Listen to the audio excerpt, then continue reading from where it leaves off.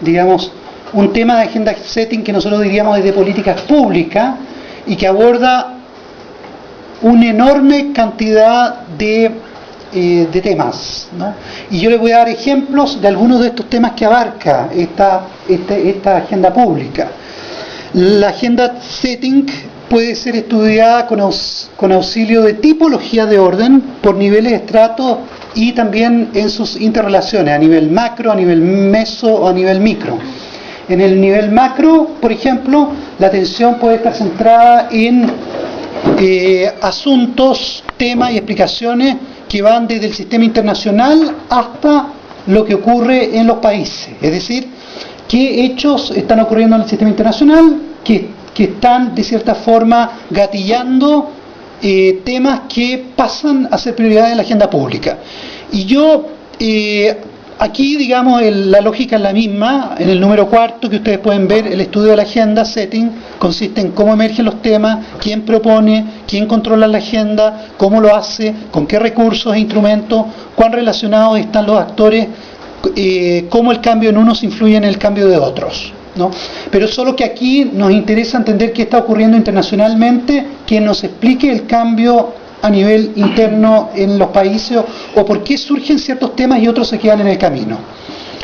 Y bien, en el sistema internacional, ¿no? Específicamente se pueden identificar actores con recursos y sus dinámicas interactivas para manejar la agenda, el papel de los gobiernos, de las organizaciones internacionales, no gubernamentales, grupos corporativos, actores, etcétera, cada uno con su propia agenda, con sus recursos, sus capacidades, alianzas, intervenciones y éxitos y fracasos. Yo les coloco ejemplos sumamente ilustrativos de esto. En las décadas del 60 y del 70, el tema del calentamiento global era un tema de unos pocos grupitos. Las Naciones Unidas comenzó con este tema y empezaron algunos gobiernos, pero la mayor parte de los actores internacionales no le daban importancia al tema. Más aún, los actores corporativos que tenían algo que decir en esto, por ejemplo, las empresas productoras de petróleo, del acero, los grandes conglomerados, decían no, hacían fuerza como grupo de presión, y la agenda, la verdad es que no tomaba el tema del calentamiento global como un tema prioritario. No sé.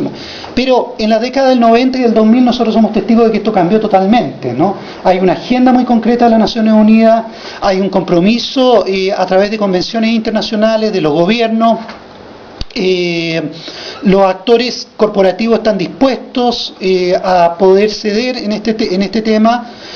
Hay una coalición contra la coalición contra el cambio perdió terreno, hay una fragmentación de las corporaciones. Y entonces la pregunta es, ¿qué ocurrió? Algo puso el tema medioambiental en la agenda y se debe investigar, ¿no? Ese es el asunto, ¿no?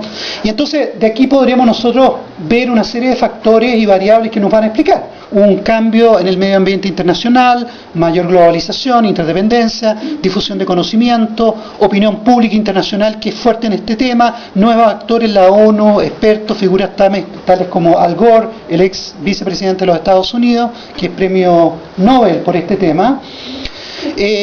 Ustedes recordarán el caso de Tompkins en Chile, en el sur de Chile. Hay personajes que emergen como liderando este tema, que son muy importantes.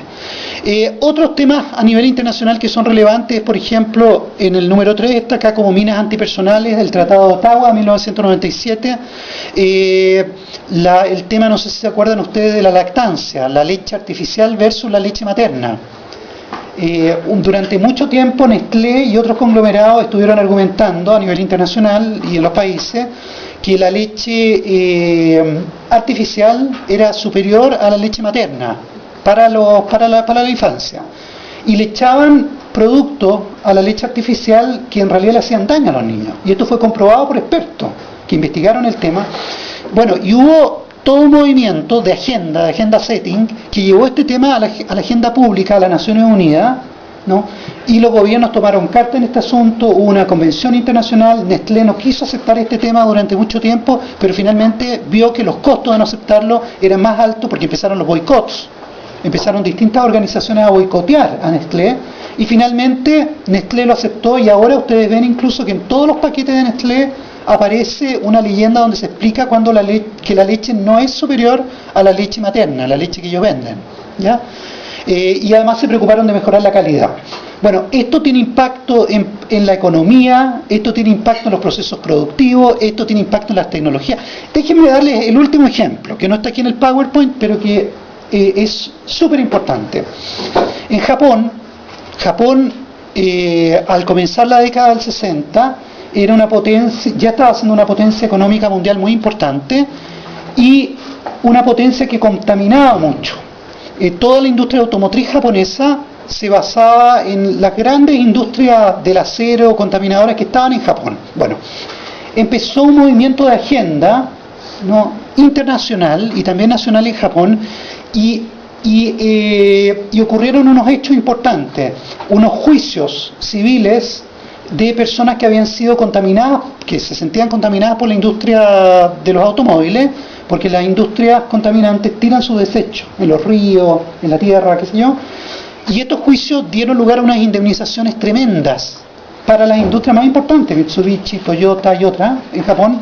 Bueno, y esto desencadenó un movimiento en la década del 60 y el 70 que llevó a que la industria japonesa cambiara, ¿no?, y que empezara toda esta industria de producir autos menos contaminantes, sacar las industrias contaminantes de Japón e instalarlas en otras partes del mundo. O sea, generó todo un movimiento de cambios impresionante.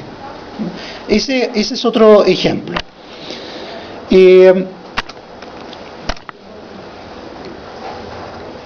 Después, a nivel meso, está, que es más el tema con el cual vamos a hablar con Jorge, las políticas públicas y la agenda legislativa, ¿no?, la emergencia de asuntos que son de interés público en los estados, dentro de los estados, y la secuencia que va desde la opinión, discusión, hasta la acción política. Cuando uno habla con políticos, cuando uno habla con legisladores, con gente del Congreso, por regla ellos dicen que se interesan en los temas, que se ocupan en los temas fuera de su distrito y de los programas que ellos tienen, cuando empieza a discutirse el tema de la opinión pública.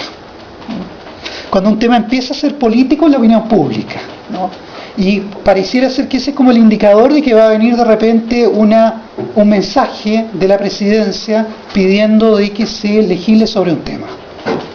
Ese es más o menos el proceso, la opinión, empieza la discusión hasta la acción, que se toma la política pública con la agenda legislativa, que es una fase de esa política pública.